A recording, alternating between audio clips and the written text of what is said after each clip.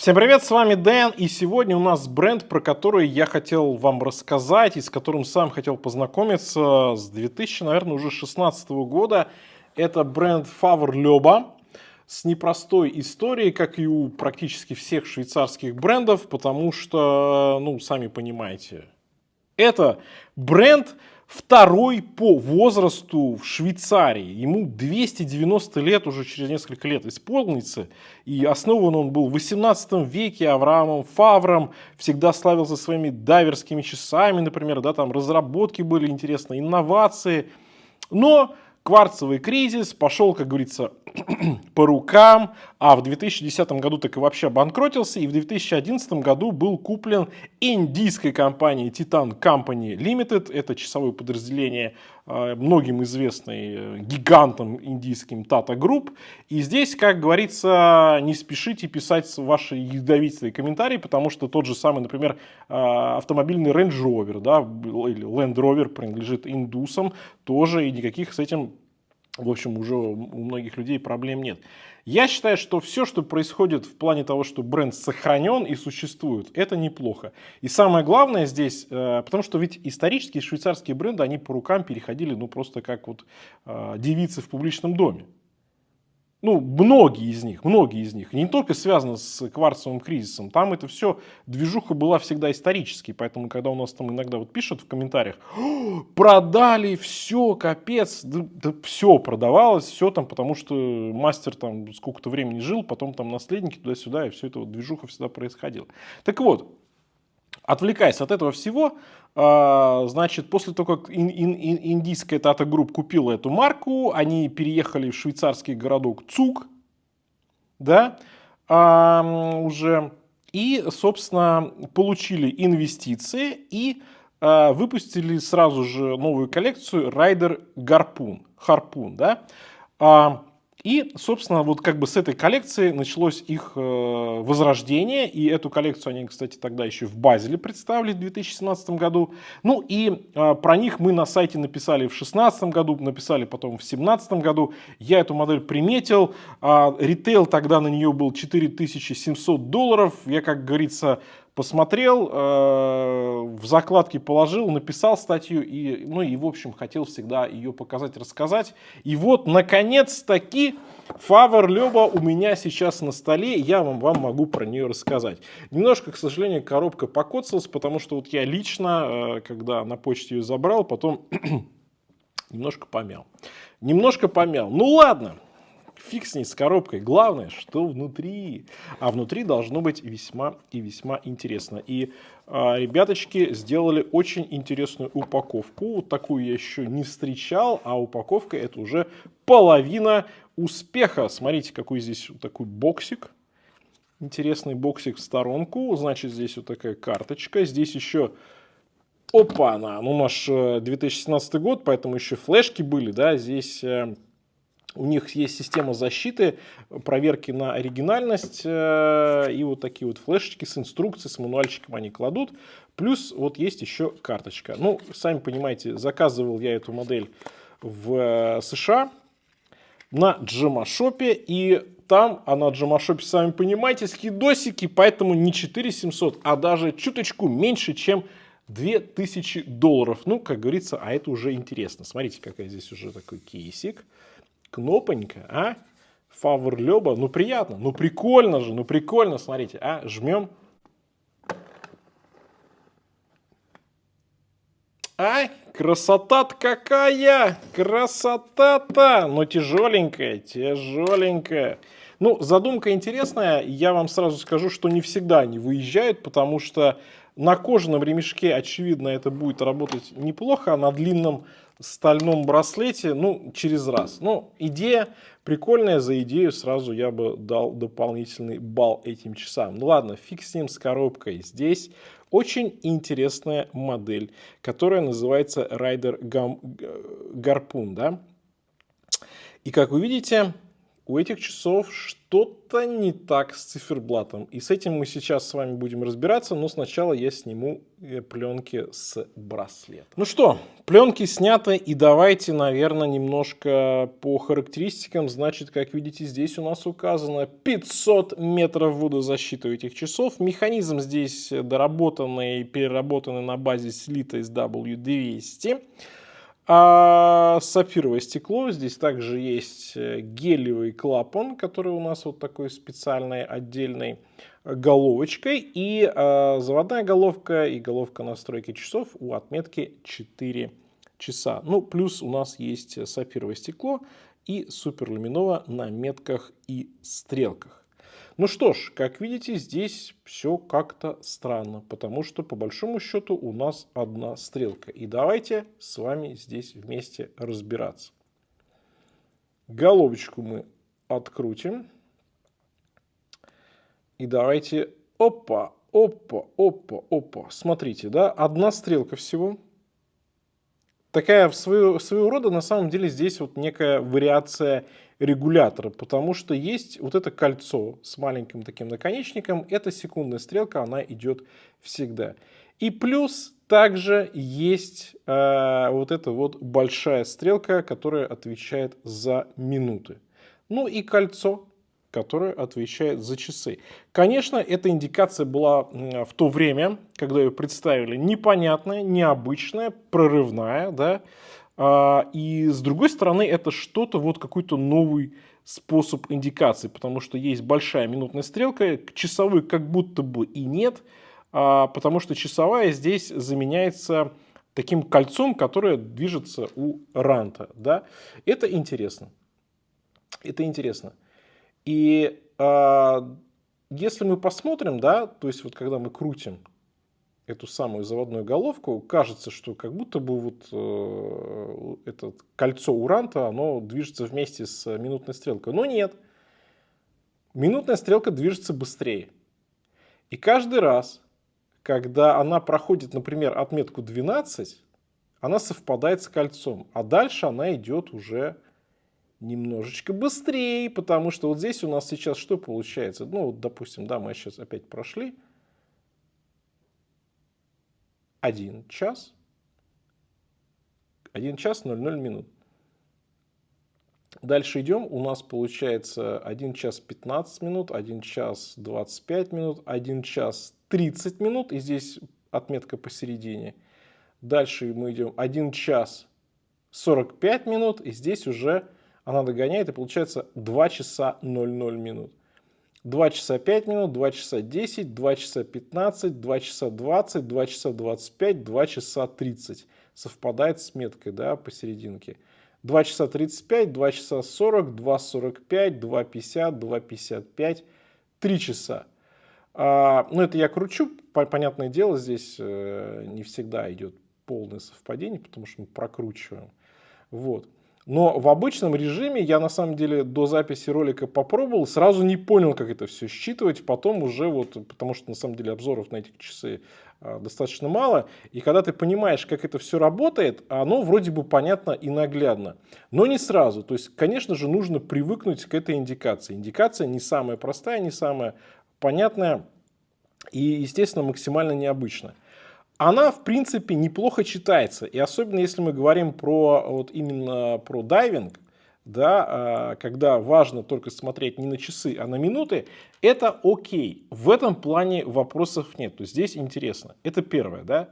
И второе, конечно же, ну, конечно, сейчас все напишут, да, дайверы уже не используют часы, там туда-сюда, компьютеры. Да, окей. И тогда мы переходим к пункту номер 2, что если мы выбираем себе какие-то необычные часы в дайверском стиле и к тому же с необычной индикацией, это в плюс, потому что ну вот как бы мы по-другому воспринимаем эту индикацию, есть о чем поговорить с другими часовыми любителями, ну и вообще это все, это прикольно, это круто. И в этом плане, конечно, красота, потому что они сделали что-то вот то, чего больше никто никогда не делал. Это супер. Вот такая индикация, она реально классная. Да, нужно привыкнуть, но необычно. И часы весьма выглядят интересно, потому что здесь у нас корпус такой черепаха, достаточно крупный. Опять же, если дизайн приходился на 2017 год, тогда еще оверсайз часы были как бы такие на пике популярности. Сейчас несколько меньше, но я думаю, что на самом деле сейчас уже все настолько задолбались винтажем, маленькими размерами, что вот те, кто хочет большие размеры, у кого крупные запястья, они думают, блин, ну дайте нам, наконец, крупные запястья. И тут, знаете, вот эти Favre Lobo из 2017 года, кстати, часы до сих пор производятся, вы не подумайте, что они там 2017 года, они как раз могут прийтись кстати. Плюс, опять же, часы в дайверском стиле, да, вот именно с таким вот интересным, необычным замерением времени. Кстати, вот видите, секундная стрелочка у нас идет. Это как раз таки здесь вопрос размера, он не играет никакой роли. И в этом плане, конечно, интересно. Ну и в целом, знаете, вот когда уже немножко присытился, да, вот это, ну, все часы, они плюс-минус там вот винтажные, либо современные, либо еще что-то, тебе хочется что-то вот необычное. И Favre Lobo дает вот это самое необычное. Давайте вернемся, как говорится, на землю в прозаичность, посмотрим, что у нас по размерам. 46,6, если мы берем по безелю. По корпусу 45 здесь, да, 45 уже немножко поменьше. По высоте, ну здесь достаточно высокий безель, 17,1. Если мы посмотрим по вот этой части, да, 24 у нас по браслету, причем браслет одинаковой толщины, здесь тоже 24, нет, 22, слушайте, 22, он немножко сужается. Ну и от ушка до ушка, здесь крупные длинные ушки, они загибаются вниз, но они все равно длинные, 58. То есть модель, конечно, такая вот типично дайверская, достаточно большая. И если говорим про мое запястье 18,5, то вот ну, здесь прям на пределе, мне кажется, прям на пределе. То есть, возможно, ну, даже, может быть, чуточку оверсайз для меня эти часы. Опять же, да, это если мы говорим про дайверские часы, то их нужно носить там, на дайверском костюме, туда-сюда, окей. Но в целом, если мы говорим про часы, которые можно носить каждый день, ну, они достаточно крупные. Я думаю, что здесь именно на крупные запястья они лучше всего подойдут. На средние, опять же, нужно смотреть, как вы носите, как вам подойдет. Вот я говорю, что, например, на мое, ну, даже на мое, наверное, немножко будет крупновато. Но, опять же, зависит от вашего стиля. Но по посадке удобно, потому что ушки мощные, ушки такие вот прям, они немножко топорщатся, но они загибаются сразу вниз. И браслет, смотрите, первое звено прям, оно практически вертикально идет, второе, третье, они достаточно короткие, мелкие, поэтому в плане облегания запястья здесь все очень удобно. Браслет шикарный, браслет максимально удобный, здесь вот в этом плане, конечно, вопросов нет. Плюс заводная головка и плюс головка гелевого клапана, они разнесены, поэтому для запястья здесь вопросов нет, ничего не мешает. В этом плане по посадке, конечно, все очень даже неплохо. Мне нравится, слушайте, вот проработали этот момент, то есть часы крупные, часы такие мощные, брутальные, но если ваше запястье подходит к этому корпусу, браслет, он сделает комфорт даже еще более таким, сделает носку этих часов и браслет еще более удобным. Здесь классно. Браслет просто потрясающий, супер шикарный, короткий, матовый здесь, да, здесь зеркальная полировочка у нас есть только на боковой части браслета. И, конечно, слушайте, ну браслет здесь прям премиум. Прям премиум, и он такой гибкий, он удобный, он классный. Да, я думаю, что если эти часы использовать по назначению, мало кто это будет делать, но тем не менее я бы поставил какой-нибудь каучук здесь. На 24 мм полно таких будет каучуков. А вот такое что-то в бассейн, коктейль, лето, набережная, красота, браслет просто бомбяу. Просто бомбяу. Здесь он достаточно широкий. И такой немножко в каком-то плане старомодный, потому что, ну, вот так это все закрывается с нахлестом, как у Breitling. Потом ногтем, и потом вот так вот еще нужно отодрать. Но сам браслет очень качественный. Точнее, не браслет, а застежка. Смотрите, там зеркальная полировочка. Хорошо, здесь сатинирование прям. Хорош, хорош. Нет здесь какого-то прям прогрессивного решения по дайверскому расширению, ну, такой достаточно стандартный, как у Сейки, да, просто на 1,5 сантиметра, но тоже неплохо. С шариком здесь, по-моему, стальным, с креплением, ну, в целом окей, и защелкивает, знаете, прям так, Дорого, богато. Браслет на винтах, браслет короткий, на полсантиметра каждое звено, поэтому в плане настройки под свои запястья вопросов не будет никаких. Ну и что касается корпуса, он тяжелый, он реально тяжелый. Давайте посмотрим по весу на полном браслете, мне кажется, здесь за 200 точно будет. Хо-хо-хо-хо-хо! 283, по красоте, ребятулечки. Ребятулечки, давайте посмотрим, что у нас тут про запас. Сантиметра 4 есть. Ну, на большую лапу, на большую, мощную, брутальную лапу, либо на дайверский костюм.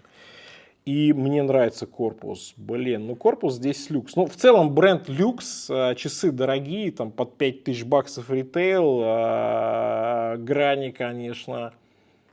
На грани смотришь и восхищаешься, испытываешь такое эмоциональное удовольствие, да, прям, ой. Посмотрите, какое круговое сатинирование идет по верхней части корпуса, грани просто резкие, классные, но нет, нигде ничего не режет, переход очень сглаженный, очень мягкий. Сатинирование просто шикарное, вот реально отделка корпуса просто на высочайшем уровне, реально на уровне люксовых часов. Ну, я бы сказал, на уровне Омеги, потому что Rolex, конечно, как бы похуже будет.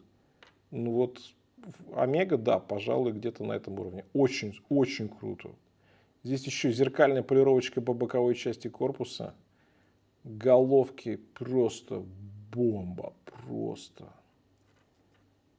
Блин, это классно. И посмотрите, какой профиль по корпусу, да?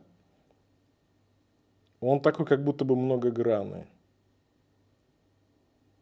Хорош, хорош. Задняя крышка. Выпуклая, крупная. Здесь ничего такого прям симпатичного нет, но основные характеристики, дата основания компании, системы быстрой замены браслета нет. Ну еще бы, да, еще бы вам ее сделали. Безель. Здесь у нас такой вот как бы граненый. Верхняя часть, стекло крупное, большое. И безель с приятным ходом, но пользоваться очень тяжело, потому что он тонкий, он прям винтажный, и он находится на плоскости верхней части корпуса. То есть взяться за него, особенно мокрыми руками, но это практически задача невозможная. Взяться можно только вот в этом месте, где безель чуточку шире, чем корпус. Здесь, вот здесь, конечно, неудобно. Вот здесь можно брать, здесь удобно. Ну, если этот момент сразу понять, то, в общем, вопросов не будет. Если вы пытаетесь где-то здесь брать, да, ну, уже не то. А так удобно. Ну что, стрелочка идет у нас, да, 7 часов 2 минуты. И, в принципе, знаете, когда вот с этим немножко посидишь, немножко проникнешься, то чтение становится достаточно простым. Ну и плюс, опять же, отображение все-таки какое-то такое вот необычное. Плюс добавляет, конечно, да, зеркальная полировочка на метках, такие объемные, накладные, красивые. Вот эта вот часть, где здесь зеркальная полировочка на секундной стрелке. Ну, в плане отделки часы, конечно, выше всех похвал. Я думаю, что они стоят, конечно же, своих денег. Тем более стоят тех денег, которые за них берет тот же самый Gmshope. Это, конечно, просто бомба. И, наверное, в этой категории с таких вот хороших швейцарских брендов ну, мало чего можно взять. Favorlöbe дает вам необычность, я бы сказал, и качество. В принципе, с учетом того, что бренд не самый известный, наверное, это как раз то, за счет чего они могут пытаться завоевывать сердца покупателей. То есть дизайн, необычность и качество исполнения. Это как раз вот тот самый случай. Ну, а теперь я думаю, что надо позырить уже и макро. Так, ну что ж, метки объемные, многогранные. Секундная стрелка здесь тоже с полировочкой. Минутная стрелка. Идем на гаечный ключ по безелю. Вставка на безеле, сам безель. И вот здесь прям, ой, хорошо. Хорошо.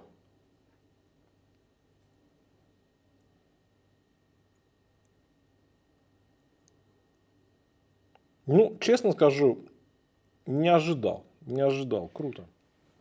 И что же по итогам? Очень необычная модель, очень необычная индикация, очень необычный корпус. И в плане качества все супер. индикация, ну, понятно, что нужно привыкать. Но знаете, если вы любите что-то такое неординарное, необычное, не набившее оскомину от необычного бренда, но при этом должен быть высокий уровень качества, опять же, бренд, есть история, все это есть. Swissmade, опять же, есть, характеристики, опять же, на высоте. И если брать не по ритейлу, а по скидосу, ну, где-то там, да, 50% это как бы, это дофига. Если, в принципе, можно эти часы найти, то почему бы нет? Мне очень понравилось здесь. Приятное очень качество исполнения. Интересный, опять же, вот, внешний вид у этих часов. Прикольно, мне нравится. Если ваше запястье соответствует размерам этих часов, то вполне можно рассмотреть. Ну, а лично я скажу, что я не разочарован. Я давно хотел эти часы показать, рассказать про них. Удалось наконец-то это сделать. И, наверное, я бы сказал так, лучше ожиданий. На этом все. Всем пока. С вами был Дэн. Увидимся.